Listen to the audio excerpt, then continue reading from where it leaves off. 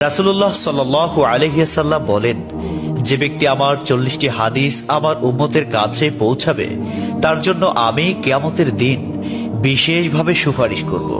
সুবহানাল্লাহ। নাম্বার 2, মানুষের মধ্যে যারা মৃত্যুকে বেশি করে স্মরণ করে এবং তার জন্য প্রস্তুতি নেয় তারাই সবচেয়ে বুদ্ধিমান।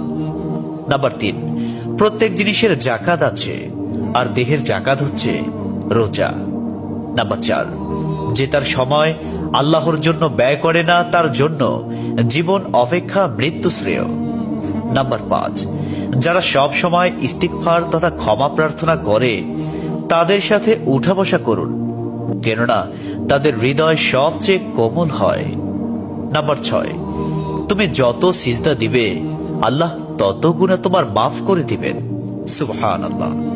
নাম্বার 7, সূরা ফাতিহা প্রায় 1000 রোগের ওষুধ। নাম্বার 8, হাতের তালুতে জ্বলন্ত আগুনের কয়লা রাখলে যেমন কষ্ট হবে তার চেয়ে বেশি কষ্ট হবে শেষ জামানায় ঈমান রাখতে। নাম্বার 9, রোজাদারদের জন্য প্রতিদিন জান্নাতকে সুসজ্জিত করা হয়। সুবহানাল্লাহ। নাম্বার 10, রাসূল সাল্লাল্লাহু আলাইহি ওয়াসাল্লাম বলেছেন, কিয়ামতের দিন সব নবীর চেয়ে আমার উম্মতের সংখ্যা বেশি হবে এবং আমি সর্বপ্রথম জান্নাতের দরজা খুলব। সহিহ মুসলিম, হাদিস নম্বর 196। 11, যে ব্যক্তি রোজা রাখা অবস্থায় মারা যাবে আল্লাহ তাকে কিয়ামত পর্যন্ত সকল রোজার সওয়াব দান করবেন। সুবহানাল্লাহ। নাম্বার 12, যে ব্যক্তি ফজরের নামাজ আদায় করল সে আল্লাহর হিফাজতে চলে গেল।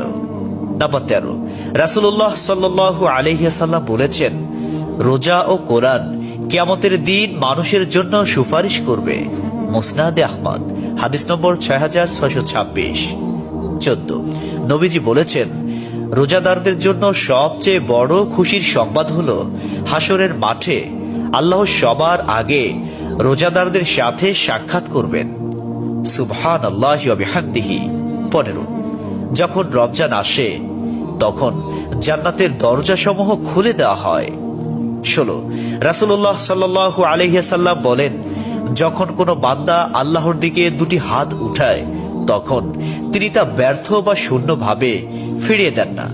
তিরমিজি, হাদিস নম্বর 502। 17, হযরত মুহাম্মদ সাল্লাল্লাহু আলাইহি ওয়াসাল্লাম বলেছেন, একটি খেজুরের অর্ধেক হলেও দান করে জাহান্নামের শাস্তি হতে নিজেকে হেফাজত করো। সহিহ বুখারী, হাদিস নম্বর 6023। প্রিয় ভাইরা, নাম্বার 18, যদি ভালো হতে চাও তবে সর্বপ্রথম মিথ্যা বলা ছেড়ে দাও।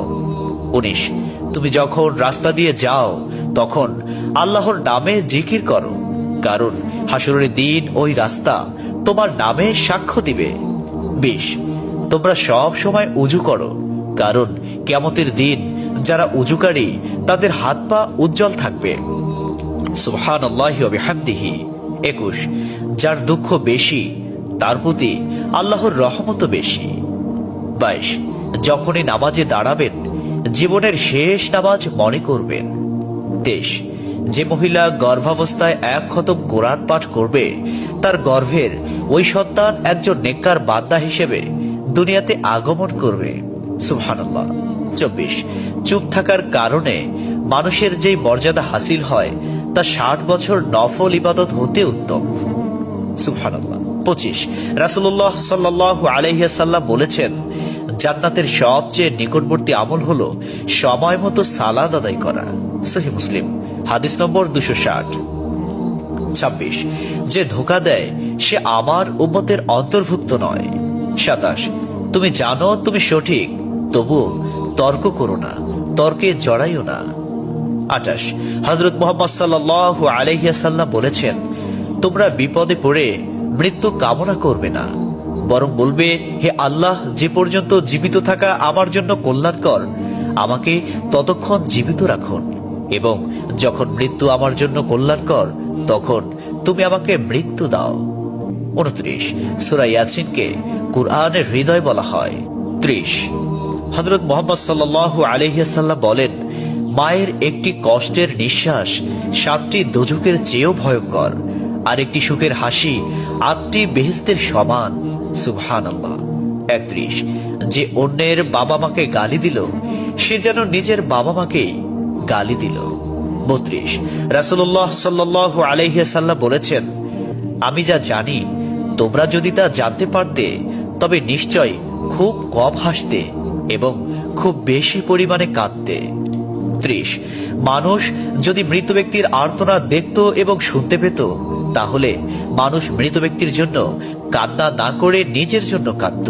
34 মহানবী সাল্লাল্লাহু আলাইহি ওয়াসাল্লাম বলেছেন, সূরা ফাতিহা তোমরা ধীরে ধীরে পাঠ করো, কারণ মহান আল্লাহ নিজে তার জবাব দেন। সুবহানাল্লাহ।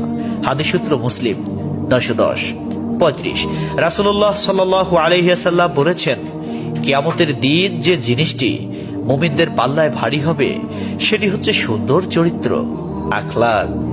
আবু দাউদ হাদিস নম্বর 4101। 36 কবরের ভিতরের প্রথম চাপ পৃথিবীর সকল কষ্টকে হার মানিয়ে দেবে।